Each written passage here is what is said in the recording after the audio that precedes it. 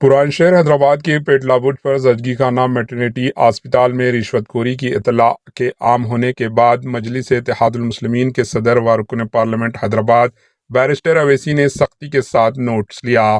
Barrister Owaisi نے متعلقہ M L A کو ہدایت دی کہ میر ذوالفقار علی اسپتال روانہ ہوئے اور چارمینار کے ایم ایل اے ذوالفقار علی نے اسپتال پہنچ کر مریضوں اور اٹینڈنٹ سے ملاقات کی۔ اسی دوران کئی شکایتیں سامنے آئی جس میں بتایا گیا ہے کہ ایک دن کے بچے کی صورت دیکھنے کے لیے بھی رقم طلب کی جاتی ہے۔ بچے کے لیے ایک رقم اور بچی کے لیے ایک رقم مقرر کی گئی ہے۔ ایم ایل اے ذوالفقار علی نے ان تمام شکایتوں کا سختی کے ساتھ نوٹس لیا ہے۔ ان تمام شکایتوں کی متعلقہ ڈاکٹرز کو توجہ دلائی اور زور دیا کہ رشوت خوری کے چلن پر فوری ٹھوس اقدامات کیے جائے۔ ڈیوٹی انجام دینے والی ڈاکٹرز نے توقع دیا کہ آئندہ سے ایسی شکایتوں پر سخت کارروائی کی جائے گی۔